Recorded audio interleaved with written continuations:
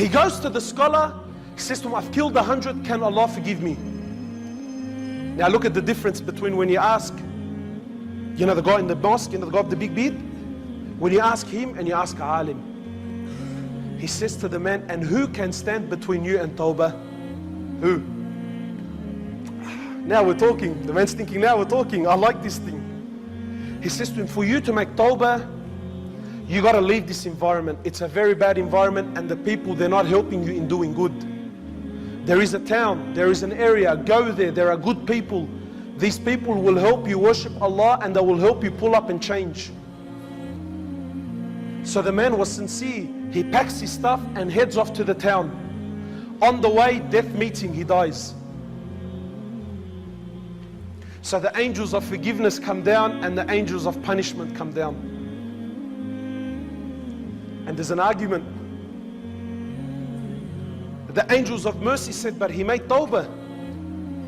The angels of punishment said, no, he killed 100 people and he didn't complete his tawbah, he was on the way. So Allah sends down a third to be a judge between them. The angel says, measure the distance. If he is closer to the town of sin, then let the angels of punishment take him. But if he is closer to the town of forgiveness, then let the angels of mercy take him. So they measured the earth, and unfortunately for him, he was closer to the town of sin. Authentic hadith in Bukhari, Allah ordered the earth to change its dimensions and made him one hand span closer to the town of piety. 100 people.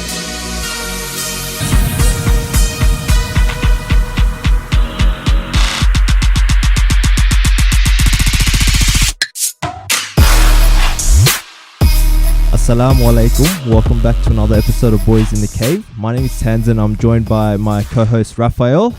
Josh is in a bit of a break at the moment, but alhamdulillah, we're actually joined by a special guest in the cave today.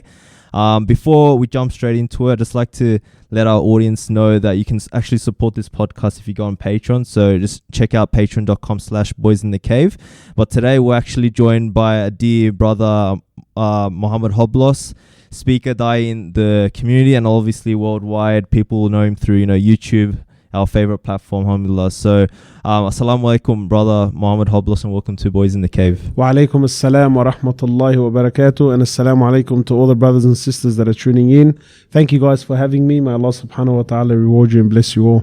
Subhanallah, jazakallah khair for coming out, this way. We know it's like, you made a joke about it when I was messaging you about should I bring my passport along? But alhamdulillah, I'm glad you made it this way.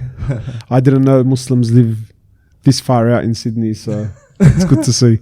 Yeah, even in that's why they actually started Green Square Masjid, like a dear brother Ahmed, because there's a lot of Bengali Muslims out here as well.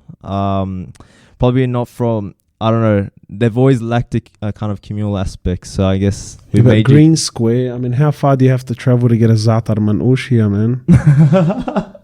It's up the M5, probably 20 minutes odd. Yeah. It is. Yeah. But alhamdulillah.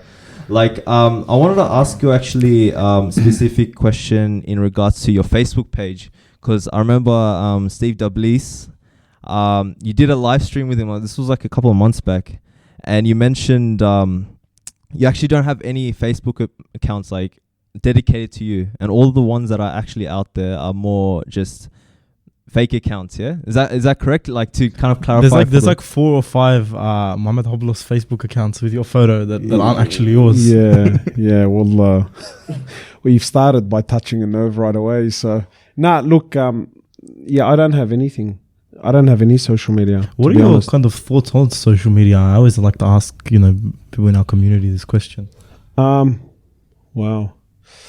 Look, I think social media is definitely a platform that's undeniable. It's there. It's extremely powerful. It's used. It's the modern age. It's how people communicate. But I want to separate myself now from shara and halal and haram. And I'm not saying this is right or wrong or halal or haram. All that I'm saying is that for myself personally, that's not a path that I want to take. So, I mean, I do use I use the social network platform where a lot of the videos are shared and used. But I myself personally, I don't have anything to do with social networks. So I don't have a Facebook account. I don't have like a Snapchat or an Instagram. I don't have any of those mediums, no. I think YouTube is one of the big ones too, you know, being able to disseminate videos around the world. It was actually a very interesting story. I had a friend from Belgium and they came here and they started linking me videos and they said, oh, my favorite daee lives in Australia. And he kept sending me, he's like, oh, I like this Greek sheikh. And he sent me, and I saw, you know, it's you, Brother Mohamed Hoblos. So I've always thought of you as the Greek sheikh. And I remember coming and being like, I'm pretty sure he's Lebanese, you know. Yeah, it's the surname, it's the Hoblos that sort of. But apparently, yeah, people can benefit from your videos, alhamdulillah, in places even like Belgium and in Northern Europe as well. So I think in terms of that ability to reach, because that's something that we haven't really had in the past. Yeah, look, again, it's a great way to communicate. You know, it's a fine line. And again, I'm not saying it's right or wrong, and I'm not saying it's halal, it's haram. But, you know, I do my best to avoid social media because, you know, it's about the message, not about the individual. So I don't look at myself as actually, I'm not a sheikh, I'm not a alim, I'm not a scholar by any means. I'm not a learned man by any means. I'm just a regular brother who loves his deen and you know, I love to speak about Allah in the best way that I know how. And that's pretty much it. I mean, it stops there.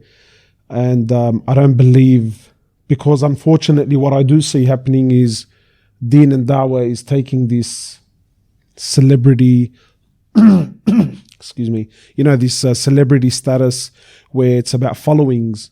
You know, I follow this person and I follow that person. And you know, I mean, I know internally that it gets to the brothers, you know, how many likes do you have and how many, and Allahu Alam, I think that it hurts the message. It hurts it because, you know, this deen is not about individuals. It's not about praising individuals. We're all sinners. We all make mistakes. We're all fallible. We're you know, it's about Allah and His Prophet and this deen. You know, it's not about glorifying individuals. Exactly. So that's, you know, I mean, I do my best to avoid social media. And I mean, of course, it opens other doors. Fitna, you know. Now you've got private access. People can, you know, what's the term? DM you. Is it? Yeah. DM? Well, what's DM? That's direct message. Direct message, right? So you know, so now I'm at home and, you know, I can have a DM from anyone, male, female, anywhere around the world. Well, and of course, I mean, you know, it falls under, it's all for the sake of Allah. And come on, man, who are you kidding? You know, I mean, I know myself, I know my weaknesses. And if I've got sisters that are DMing me privately, mate, honestly, I'll be clean shaven by the end of the week. No. So, yeah, I don't want to know about it, to be honest. I want to stay away from it as much as possible. Because you yourself, you're pretty unique position where you said, you know, you don't obviously have your own kind of social media, but, you know, you're very much, you know, shared and your videos get shared and viral on YouTube, all that sort of stuff. So how did you initially get started on that front? Because, you know, usually for videos to go viral, you need like a big platform and you need to upload the video and stuff. But not specifically about the videos, but also like, how did you even come into giving dawah and speaking about the deen on these kinds of platforms? Look, I came into it, I mean, it was never planned. You know, it's not something I woke up one day and decided, you know, I want to be a speaker. You know, I mean, I'm an electrician by trade, so that's what I do for a living. But I'll tell you what did happen. So what would happen was, like, I was going to a lot of Friday khutbahs, and I would hear great talks. And I would hear great talks. Sorry, not great talks. I would hear great content, but delivered very poorly. And I remember sitting there listening, and I'm thinking, man, had you just said it like this, it would have been a lot more effective. or had you not said this and said, so I mean, I would listen to the mashayikh or to whoever was speaking, and I'll think, man, you're throwing out gold here, but only if it was packaged differently. And so then sort of slowly, whenever I would get a chance or someone would tell me, do you want to say a couple of words? Like I'd be passionate. And of course, I love my deen. I love Allah. I love speaking about deen. I think it's the best topic in the world. It's the best. It's the greatest. There's nothing better to talk about. And then just slowly, I mean, I would give talks, and the UMA was a great platform for me. Sheikh Shadi, may Allah subhanahu wa ta'ala reward him, he would allow me to get up at the camps and give a talk, and then it sort of just snowballed from there. So, UMA camps, and then it became a khutbah here and a khutbah there, and a funeral here and a funeral there, and it's sort of just, but it's not something I ever intended. I mean, I never woke up thinking, this is what I want to do. And I guess it's unique where now I've seen like you flew out to UK to do talks there, if I remember. So how's the journey been for you so far in regards to Dawah itself? You know how they always say all praise is due to Allah and all thanks is to Him. Wallahi, I've been showered with blessings that I don't deserve, but Allah gave them to me, so I thank Him for it. Wallahi, alhamdulillah. It's been amazing. I've traveled the world. I've met Muslims in all. It's just the best, man. Like I can't hide that. It's been amazing. Wallahi, alhamdulillah. If I had to ask you, like, what's been your most memorable moment in Dawah? Don't ask me that. No. What's been my most memorable moment, like, or a memory you cherish whilst doing Dawah? It could be bumping into someone that you've looked up to, a Muslim bloke you've looked up to when you're young, or anything like that. Well, you're really picking at me now. Look, there's been many. Nothing specifically comes to my mind right now, but just many things, like traveling the world. I've been fortunate to go to Saudi, to Mecca and Medina multiple times, and that's been a great honor. I think that's been awesome. Taking brothers with me when I go to these places, sharing my experiences with them there, and seeing their reactions, seeing their faces, it's gold. Yeah. And even we're kind of focusing more on your experiences, in the Dawah. What's been your experience? Because you're born and bred in Sydney, right? Right. Yeah. So how's your experiences been, like, growing up in Sydney? Because for us, the reason why we started Boys in the Cave is that we had different experiences growing up, and we felt that a lot of the stuff that we had to face, like, me going into science class and then getting hit with theory of evolution, and then you're fighting with your iman straight away, you know what I mean? Like, we've had kind of different experiences, me and Rafael. Well, I've had a very different experience. Yeah, Rafael's a revert, alhamdulillah, so that's... Are you a revert? Yes, everyone just assumes I'm Syrian or Lebanese. Where are you from? What's your background? Italian mostly, yeah. Italian? Yeah. Is that where the good looks come from? Well, I don't know about Whose that. Ferrari was that parked outside? But you know what I mean, like, Rafael, we did an episode with him. We touched on how he's had different battles when he became Muslim. So we've had kind of unique experiences. That's why we share them on Boys in the Cave. But I guess even for yourself might be a bit different. But what's been your experience in particular? Yeah, what's the main experiences you've had of your upbringing in Sydney and the Muslim community, and how it's kind of also changed as well? I want to ask you about that. I don't see my upbringing to be anything unique or special. I relate to, most Lebanese Muslims, I think we all come from a pretty similar. Look, alhamdulillah, I came from a very good home. Very loving mum and dad, and who did their best. It wasn't the most overly religious family, but they did their best. So there was some deen to some extent. I always knew that I was Muslim from when I was young. But I guess like anyone in my age, growing up and the schools we went to and hanging out with the boys that I was hanging out with, deen wasn't the most important thing to us.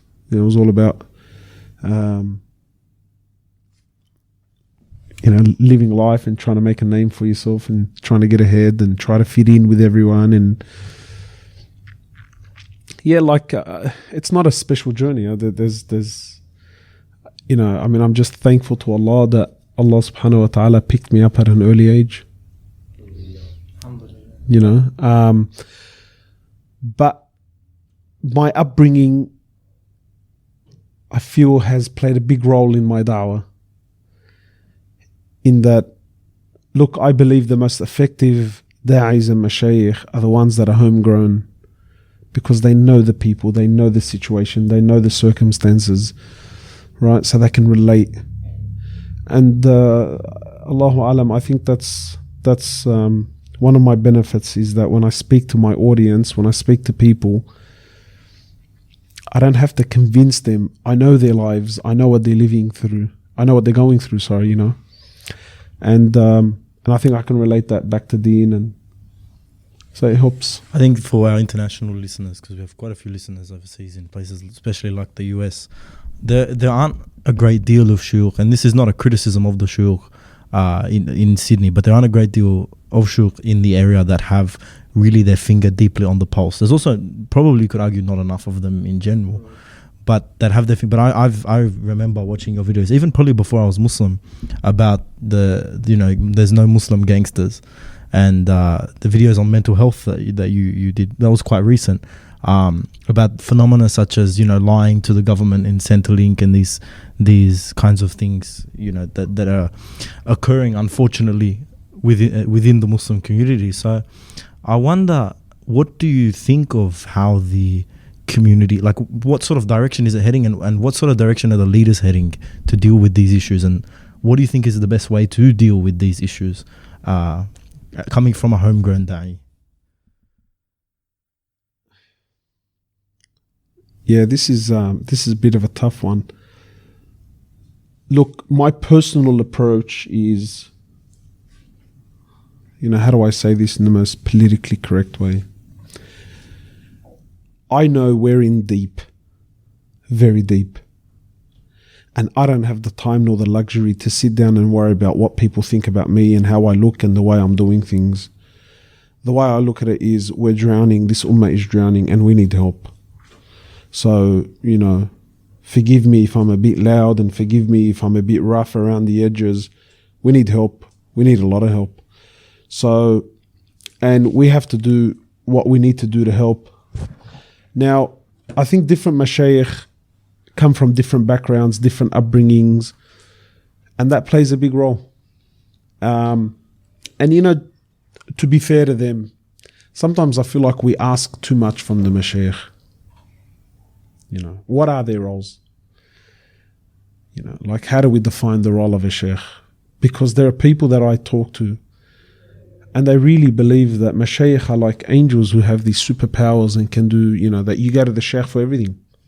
You go to him when you're sick, you go to him when you need help, you go to him when you have problems, you go to him when you need to be inspired, you go to him when you're down, he's a human being who's very limited in his knowledge, and he only has so many tools that he can help you with. What are we asking of them? Yeah, but as far as the da'wah and where is it heading, look, I see a lot of positive things, and I see a lot of good changes, and then I also see a lot of negative. I sometimes feel, like sometimes you work hard and you feel like, we're finally moving forward.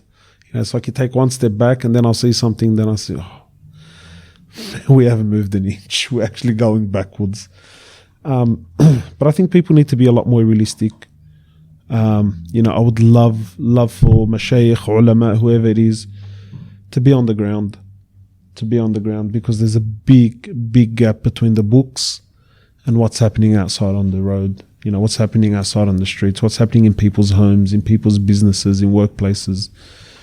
There's a massive gap. So you can have all the knowledge in the world, but if you cannot relate to the people that you're talking to, then what good is it?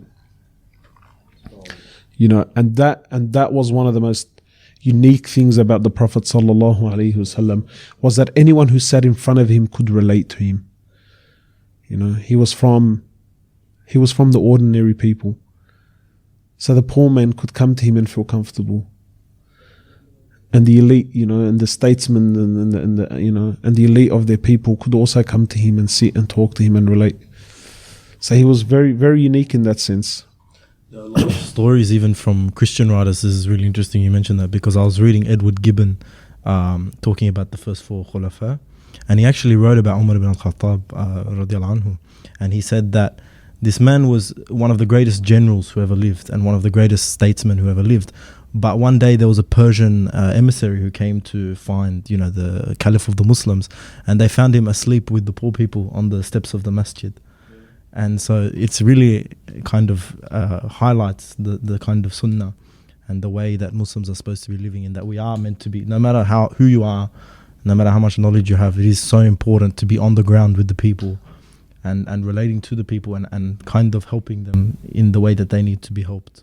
Well, I mean, there's a very nice hadith where the Prophet ﷺ, he says that the Sayyid of the people is their khadim. That the leader of the people is the one who serves these people. Is one that's on the ground and helping out. And look, I think there's a lot of work to be done. You bring up a good point. You mentioned, businesses and families being in a mess, and, the more you kind of engage with the Muslim community, you realize, there's a lot of marriage workshops now, because for the fact that, there's so many issues in households, whether it could be abuse or, children's not treating their parents right or vice versa.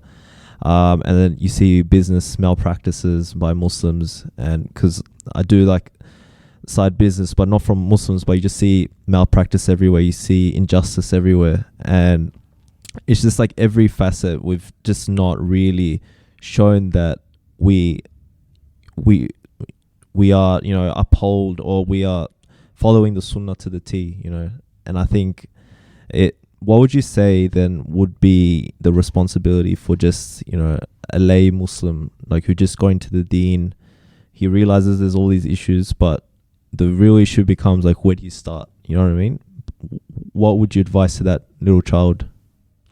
Keep it simple. Start with what you can. Start with what's in front of you. Don't worry about what's coming and what's around the corner and what's around the bend. Just take every day as it comes and start learning your basics, start learning your fundamentals.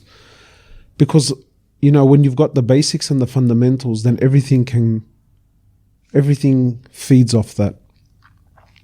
So when you know the basics of your deen, the basics of your Lord, the basics of the Quran and the Sunnah and what it means, and I'm saying real basics, then all knowledge can be built on that. All manners can be built on that. All loving can be built on that. Forgiving, loyalty, everything builds off that. But when you don't have the foundation correct, that's when you get lost in the world. That's when your businesses don't go well, your marriages don't work out, because the core isn't correct. So for instance, you mentioned about your background and how science and the theory of evolution, and I was in New Zealand recently,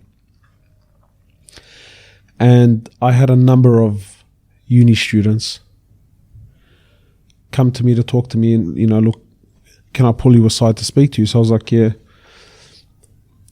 And I'm not joking, 98% of them all had the same question for me. And basically, they were questioning the existence of God. And these are Muslims, born Muslims, raised Muslims who, and I found, and all of them went to uni. So I'm thinking, what's the link here?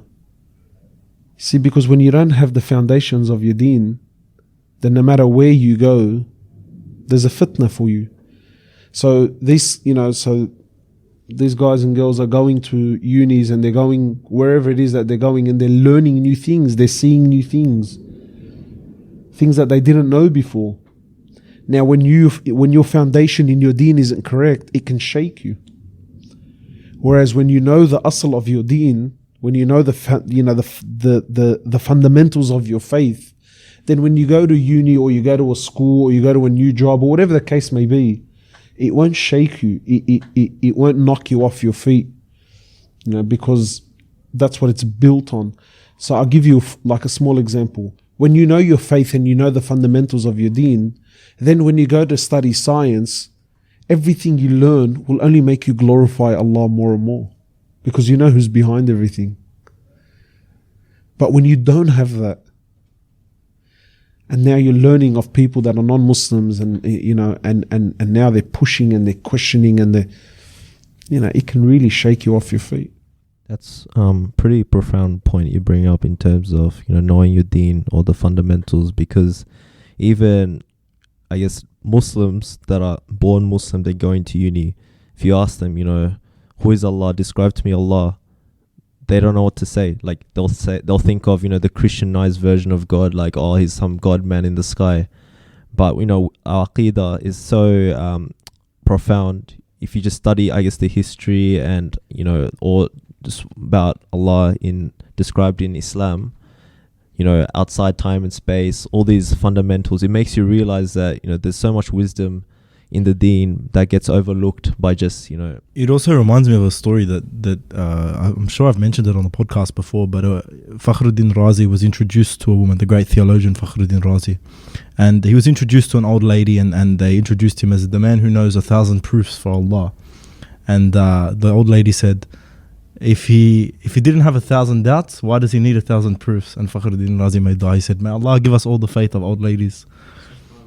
And so I think that there's something very profound in that, in knowing your deen, in knowing your the amal, the practice of your deen, and making, really, really trying to connect with Allah subhanahu wa ta'ala in your daily practice, in your daily life, whatever it may be. Then everything else falls into place around that, and nothing else from outside can really interfere with and bother you if you're set in that practice. And I think that's a very profound point. In terms of the direction we mentioned before, talking about direction of the Muslim community, because you've traveled around the world, you've experienced different communities, I assume. So where do you think the Sydney community sits in regards to the rest of the world? Is there everyone kind of the whole ummah on the same boat sort of thing, or are we I think our problems are universal. Our problems are universal. In general, I believe Sydney is ahead of the game. As far as deen and da'wah, Sydney is, I wouldn't want to live anywhere else. As far as my deen is concerned, there's so much happening in Sydney. Alhamdulillah, we're very fortunate. What would you say the Alhamdulillah, main kind of universal issues are, though, facing the Muslim community? Honestly, it's all the same. Lack of faith, doubting God's existence, insecurities, love of dunya, wealth, fame, money, they're literally all the issues identified. But that's lost identities. We're all, there's just so much. Wallahi, so much. Our problems are so much, and they're universal. I don't know how deep you want to go, but as deep as you'd like to, but we look at our problems as Muslims and we say, Muslims have problems. Over the last year, I don't know, I feel like Allah subhanahu wa ta'ala, is it from Allah? I don't know, but I feel like my heart is, I feel like our problems are way beyond Muslims. I think humanity as a whole is suffering. Humanity as a whole is suffering. Do you think generally human society has just declined? I feel like we're declining rapidly. Wallahi, and it's sad. It's very, very sad. It's very unfortunate. Because we have the medicine, we have the recipe, we have the solution. We know. But who's there to, who's there to fulfill it? Who's there to uplift this deen? Who's there to, spread this message and actually live by it? Very, very few of us. So depending on where I am, different circles, I feel like everyone's missing the elephant in the room, and everyone's concerned about what's happening with them, that Muslims are under attack, or it's the media that's against us, or look, For some people, his biggest problem is the fact that his masjid is for other people, it's like their little organization, and for some, and it's like, bro, the whole world is suffering. The world is suffering. Humanity as a whole is declining rapidly, and you're worried about what so it's just, there's an attack on not just Islam, but religions as a whole, all faiths. The concept of faith is being attacked, it's being destroyed, annihilated, values being attacked. And what values are there to replace those values that they're attacking? And I think what is exactly, like if you were to ask me a year ago, I would have said to you, that it's us against them, Muslims against the rest of the world. Now I look at it as anyone who believes in God is under attack. Anyone who has any sort of faith, Abrahamic faith, where he's hanging on to some values, in a world that's gone mad, he's under attack. It's belittled, it's ridiculed, it's made fun of. More and more people are hiding their belief in God, being more and more ashamed of their faith. So for me, I don't just look at it from a Muslim perspective. Like, I look at it as a whole, and I think, what's happening? I know I'm jumping around, but how when we were saying about that when your faith in God is strong, then everything else can build off it. Sometimes I'll be watching a very unique documentary, and they're coming up with amazing stuff. And you listen to the narrator, and he's blown away with the facts of it could be an insect or a creature or so, and he speaks about the unbelievable, the system and how it works and how things are coming together, and it's got Allah all over it, and it's, and he's speaking like almost like this is a miracle upon a miracle. And then at the end of it all, he'll say, and this is how Mother Nature wanted it. Wallah. And I just, wallah, I'm honestly, like, forget from a Muslim's perspective. How can you be in awe of such a system or a creature or and you've spoken about it in depth. And then at the end of it all, he wraps it up with, and that's how Mother Nature. What is Mother Nature? Like, who is this? But, had I said God, I'm backwards. I'm backwards. But he says Mother Nature, and everyone's, oh, wow, that's amazing. Wallahi, it shocks me every time. It hits me so hard, that, they'll be looking at intricate details of amazing science research, and they're blown away, and things that they can't explain, and they know they can't explain it, right? And they're mesmerized with the mathematics and the this and the that, and then at the end, and this is how Mother Nature wanted it. And wallahi, sometimes, like, I scratch and I look around and I think, and I'm the one that's hiding my faith in God. That's backwards. You just went through a whole 1 hour documentary speaking about things that humans and scientists, the most advanced researchers can't, but that's how it's just, I find it interesting, and I think, Allah, and it's so sad, but yeah, I think all religions are under attack. Abrahamic religions altogether are being attacked, and the belief in God and the values. It's like that big elephant in the room that I guess the rest of society is missing out on. Yeah, absolutely. I came from that very society of, being the attacker. I was one of those people. I was like a strong atheist daee, if you like, And atheist daee. Yeah, why not?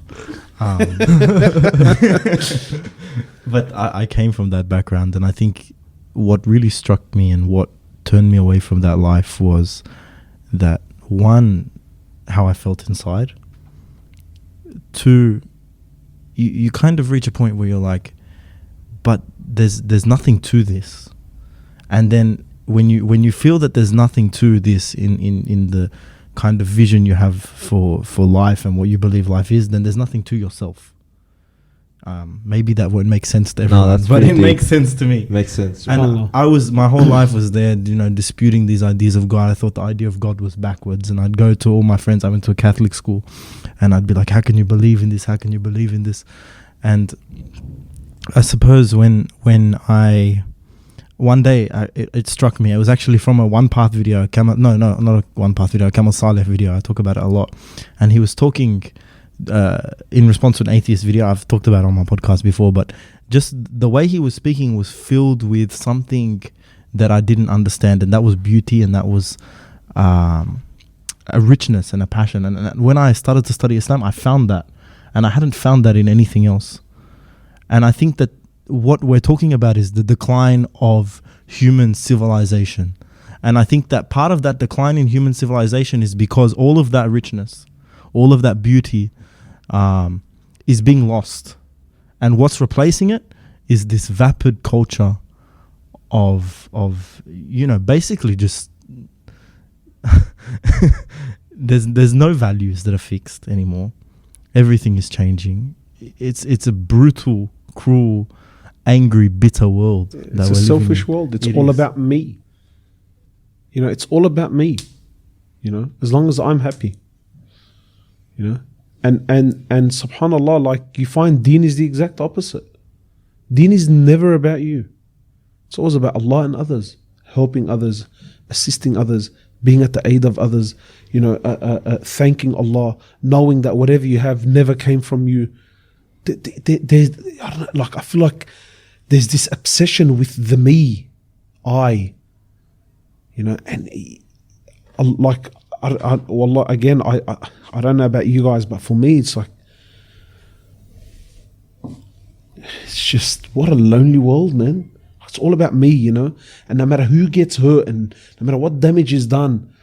And it's like, I feel like everyone is on this quest, like we're all on this big search, I got to find my way. It's just like it's just like the guy who, it's just like the narrator in the documentary at the, this is how Mother Nature wanted it. So now I've got these people who don't want God, don't want faith, and that's fine. Wallah, genuinely, and I really mean that. That's your business, But then what are you filling it up with? So now everyone's on a quest. I got to find my way, and I'm thinking, your way to what? Like what? On your way to what? I can't remember what it was. Wallahi, I can't remember if it was a movie or something. But I remember, so it was like a bit of a comedy. And then one guy said to the other, he said to him, "Have you found Jesus?" And the guy goes, "I didn't know I was supposed to be looking for him." Like, I didn't know I was supposed to be looking for him. So it's just, and like I find this, subhanAllah, I was something I heard once in a debate between a Muslim and an atheist. And the Muslim, he said something very, very unique.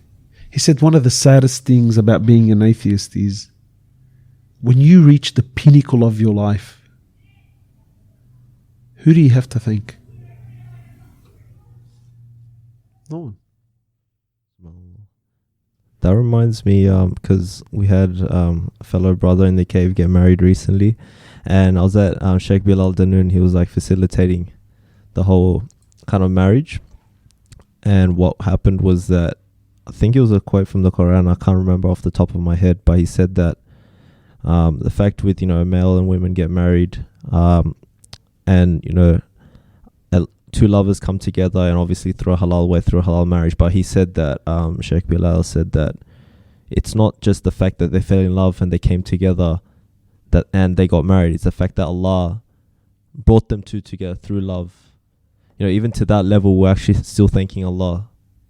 It's subhanAllah, if you really contemplate the fact that, love, and when you get married in a halal way, it's Allah who brings you together. So you're still thanking Allah in that process. So as you mentioned, that what's an atheist? It's like they don't have much to go by, essentially. Yeah, I mean, who do you thank? Who do you think? It's all about me. Yeah, and that's, I mean, in a whole, I see this godless society. That's all about me. It's all about you. It's all about, you being. And it's very, very unfortunate. And for a Muslim, it's the exact opposite. For the Muslim, he knows that no matter what they have, that didn't come from them. Be it your knowledge, your strength, your money, your might, your power, your connections, your family, your good looks, anything you have. As a genuine believer, you know that all thanks is to Allah subhanahu wa ta'ala. Whatever good I have, that's from Allah, and whatever bad or evil, then that's from my own doings. Even what if, for example, we have non-Muslims listening to the podcast and they're hearing what you're saying, but their kind of counter argument would be, no, look, we have technology. Look, we have a lot of charities that are out there. Look, I donate. Look, we've improved lives. We're vegans. Vegans, yeah, that's very important as well. Alhamdulillah. And we've done all this medicine and we're helping people, and medical centers and hospitals, and we've done all this stuff. So I don't know what you're exactly relating to. What would your response be to someone like that? I mean, I don't see where the clash is. Humans have always aspired to be the best that they can throughout the ages. So I don't see why. I mean, yes, we've advanced technologically. I think no one can deny that. Are we doing great things? Do we have great services? Yes. But honestly, in your heart of hearts, do you feel deep down in your heart, as human beings, morally, are we moving forward or are we going backwards? I lived in a time where we didn't have great advancements. Like when I was young, right? What's that? The late 80s, okay? And mum and dad were very simple people, very simple upbringing. But I caught the very last of it. Wallahi, I say this more and more lately. I remember growing up, we used to put money in an envelope. We lived in a block of units. We used to put money in a yellow envelope. We used to leave it outside on the door. We used to close the door. We'd wake up in the morning and there would be milk bottles there. Can we do that today? No way. My grandmother talks about that. There wasn't a single security camera. There wasn't a single nothing. Nothing. There was absolutely nothing. Not a lock on a door, nothing. We could put money in an envelope with full... It wasn't... The thought of it being stolen wouldn't even cross your mind. It's just no way. And we used to do that. And I'm not talking about some weird... I'm talking about Sydney, Australia, here in the backyard, right? We used to leave money in an envelope, go to sleep, and in the morning, guess what was there? 2 fresh bottles of milk. Could we do that now with all of our advancements? My grandmother is obviously a migrant from the Mediterranean area as well. So she always talks about how back in the day they'd leave the front door open and the kids would play in the street. And she's like, I'd never do that now. If I was a mother back coming here now, I would never do that.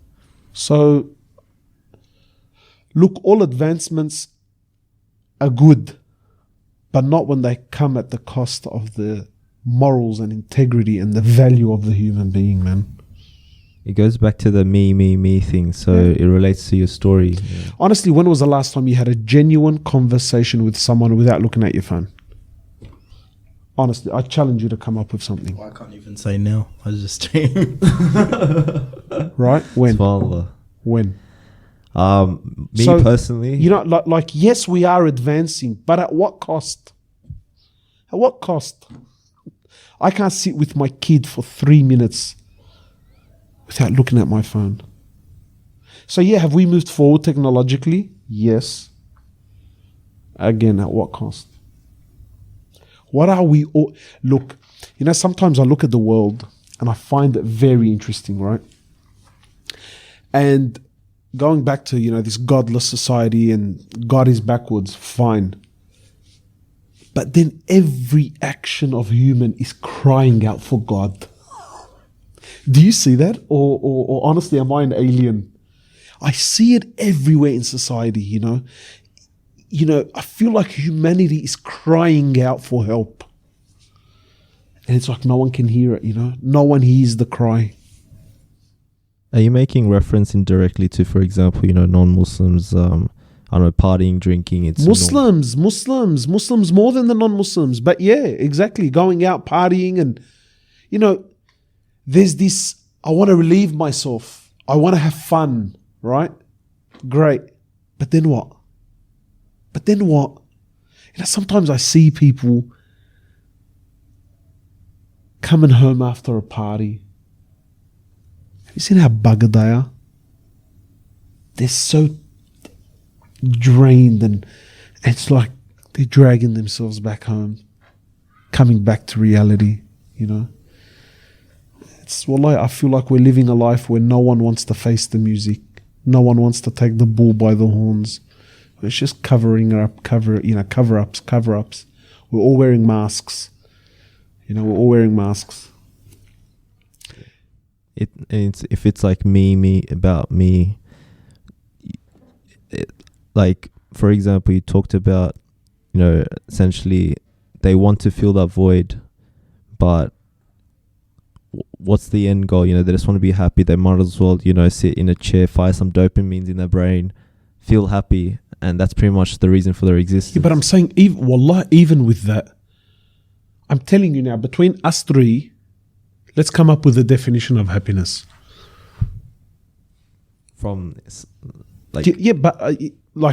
See, already there's a clash in your mind. Okay, are we going to speak from a Muslim perspective? Are we going to speak about happiness? Apparently, everyone is chasing happiness. We all want to be happy, and we all want to be free. And and you get these slogans thrown at you all the time that I want to be free. What is freedom? Who defines freedom? It's. I feel like we're chasing a unicorn that doesn't actually exist. Like unicorns. Yeah, it's a unicorn. We're chasing unicorns. This happiness. Yeah, I mean, I can't even define it. I don't even know what it is. What is happiness? And wallahi, we don't have much time, but, you can get into it through anything and everything. Like I see two people getting married, glitter in their eyes, and, this is going to last forever. And then 3 weeks later, it's over. But where did all the love go? Where did all the, no one, like, what are you chasing? What are you after? Let's first define it. Let's first, draw a picture so we all know what we're looking for. But you don't know what, and it's just, I feel like we're all over the place, man. We're all over the place. Do you feel like one of the main issues obviously facing the whole world is like the rise of mental health? Yeah, problems, not the rise of mental health, but the rise of mental health issues. And now suicide is a leading cause of death for men under the age of 40. And that's also in the Muslim community. It's of course. There as well. So do you think that this kind of chasing of this false happiness is one of the main reasons for the decline of... Absolutely. I mean, going back to what you were saying to me about advancements. Yeah. And when I was saying to you, every action of society is like it's a cry for help. With all of our advancements, right? With all of our tech, look at it as is domestic violence, is that on the rise or not? Yeah. Drug abuse, is that on the rise or not? Yeah. Insecurities, anxiety, is that on the rise or not? Yeah. Suicide, is that on the rise or not? Yeah. Family problems, are they on the rise or not? Divorces, are they on the, like, honestly, is this a sign of progress, or are we going backwards, man? And again, like, it's a cry for help. It's a cry for help. What would you, because you were touching on happiness before, defining happiness. So how would you define happiness? Like, again, like, I don't want this to be about me. Yeah. But I know from a Muslim's perspective, what makes things very easy for me is that Allah and His Prophet have told me everything that I need to know. Allah didn't leave it to me to chase around and come up with a definition of happiness. Allah did that for me. He sent me a prophet who showed me the path, told me about life and told me about myself, and gave me the formula. You know, everyone's trying to reinvent the wheel, and we always come back to the same destination. You know, so, you know, chasing happiness, Allah has told me what happiness is. Allah has told me where I can find contentment. Allah has told, you know, like all of these things have been shown to me. Success. Every human being wants to be successful. There's not a human being on earth, no matter where they come from, except that there's a natural instinct in them. There's a quest to be successful, right? What is success? Ultimate success. Allah says, and whoever enters paradise, then this is the greatest success of all. And that's life, you know. So, and yeah, that's so for me, Deen has made it easy, you know. I'll tell you how my Deen has made my life simple. I'll share this with you guys. I know we don't have much time, but I'll share this with you. One of the things about Islam that has really given me a big boost in life is that Allah in the Quran has told me about myself. And when you hear it and you learn it and you embrace it, life becomes so much different. For instance, Allah says in the Quran, وَخُلِقَ الْإِنسَانَ ضَعِيفًا. The human being was created weak. As soon as I read that and I heard it and I embraced it, I stopped trying to be strong and just embraced the fact that I'm weak and that I need Allah. And when you embrace it, and I don't mean weak as in you give up on life, no, that's not what I mean, right? But this, and honestly, just go look at the Lebanese community. Just go and look at our young boys. Everyone's trying to be what? Everyone wants to be tough and strong. And Habibi, where are you going? You're weak whether you like it or not. Allah created you weak. When do you become strong? You're strong when you're with Allah, because He's all strength. So when I'm with all strength, I become strong. But so long as I'm not with all strength, no matter what you do and what you're taking, you will never be strong. Allah says the human being, by nature, the human being is ignorant. He's a fool. When do I become knowledgeable? When do I become wise? Only when I'm with Allah. Going back to the narrator who speaks for 2 hours about the most amazing scientific, only, wallahi, knowledge upon knowledge. And how does he wrap it up? This is how Mother Nature wanted it. Where did so when is the human actually, when they're with Allah? Allah says you're poor. The human is, we're nothing. We're only something when we're with Allah. So for me, knowing this about me, wallah, it's made my life so much easier, man. I feel like I don't need I don't have this need. I don't have this pressure in trying to impress or trying. Who are you impressing, bro? Who? Whatever you have, Allah gave it to you. You were nothing before, and soon you will die, and everything in between is. I think that's our cue, isn't it? Yeah, I don't know if audience are probably hearing the background with that ongoing, but I guess just to kind of final thoughts, I think that was a really kind of deep episode in regards to touching on, Allah, I guess science, the world around us, problems, but I think a lot of people inshallah will benefit from it. I think it was more of a enlightening, emotional episode to really get through just the basic essence of a human being, because we neglect it from time to time. We overlook just the simple things in life. We talk about too much about technology, but don't realize, the very simple issues that exist at the moment. But regardless, Jazakallah khair, brother Mohamed Hoblos, for coming on Boys in the Cave. Really enjoyed this discussion episode. Thank you, guys. It was a real pleasure to be here. I've actually learned a few things. May Allah subhanahu wa ta'ala reward you all. Me too, definitely, and plenty to take home and reflect. And to the brothers and the sisters that are out there, be it Muslim or non-Muslim, I ask Allah to guide one and all. You know, we've chased everything in this world and nothing's giving us satisfaction. How much longer will we deny Allah? How much longer will we... Allah loves you and He's waiting. I don't understand why we keep delaying. And I guess it's limited time as well. The clock's ticking. Yeah. Everyone's gonna die eventually. Death is a reality, and like Ali ibn Abi Talib said, it's coming towards you fast, and the dunya is going that way. It's behind you, and death is coming towards you. So you can't chase the dunya, but you have to face death. And how long are people going to distract themselves with the world around them? So we'll wrap it up there, inshallah. So for our listeners, thank you for giving us your attention. If you have any questions or comments, feel free to email us at info@boysinthecave.com or find us on Facebook, and you can follow our journey through Instagram. Please leave a 5-star rating on iTunes, as that greatly helps us. Inshallah, you can support us through Patreon, patreon.com/boysinthecave. There are many tiers, you know, $1 a month, $5 a month, inshallah. You can definitely take your pick, and you can also upgrade to higher tiers so you can ask questions to our guests. So from our special guests, Brother Hoblos, Rafael, and myself, we wish you all the best.